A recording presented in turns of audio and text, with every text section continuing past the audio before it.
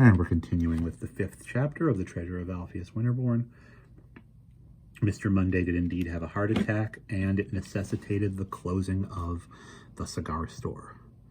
The awful thing had happened. Mr. Monday couldn't work. As far as Mrs. Monday was concerned, it was the end of the world, or pretty close to it. It didn't do any good for Doc Lucia to tell her that her husband would very likely be able to go back to work someday soon.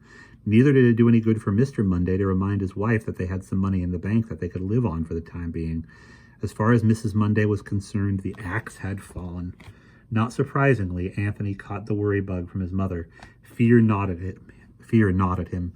Fear that his dad would never work again, and that they would soon be out on the street. Miss Eels tried to reassure him. But what did she know, Anthony thought? She wasn't a doctor. In the midst of his fear, Anthony turned to the mysterious message he had found, the message containing the poem that was supposed to be the key to hidden treasure.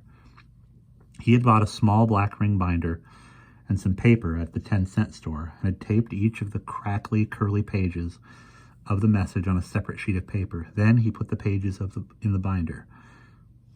He brought the binder to work with him each day, and at odd moments he would pull it out and pore over the poem.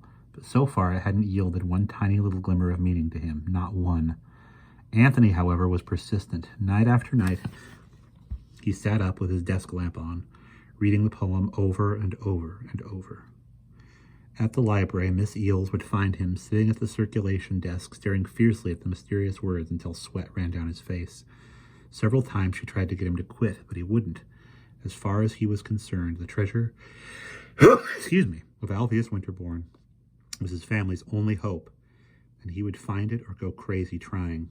Sometimes Mrs. Eels was actually a bit afraid that Anthony would go crazy, and she began to search her brain for something that would take Anthony's mind off the treasure.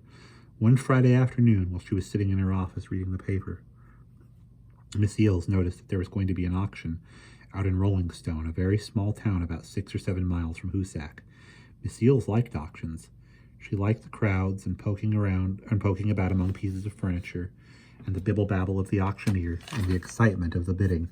She decided that she would ask Anthony to go along with her.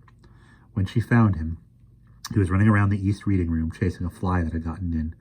"Anthony, there's going to be an auction out in Rolling Stone tomorrow afternoon. I wondered if you'd like to go to it with me. I can get Mrs. Pratt from the branch library to take over here for the day. There'd be no problem. Afterward, we could go down the river to that new ice cream stand I told you about." Miss Eels was an expert on ice cream stands. She knew about all the good ones for miles around. "They've got a lot of good flavors, I hear," she added hopefully, "like banana and Blue Moon and ginger. You don't find many stands that have ginger. Come on, what do you say? Let's give it a try, eh? Please come with me just this once, then you can go back to that darned poem and pore over it to your heart's content." Anthony hesitated. He bit his lip and rattled the change in his pocket. "Okay," he said at last. Miss Eels smiled happily and clapped her hands. "Good, that was what I hoped you'd say. Now run on back to the main desk and see if anybody wants anything. I'll see you later." And that's the end of Chapter 5.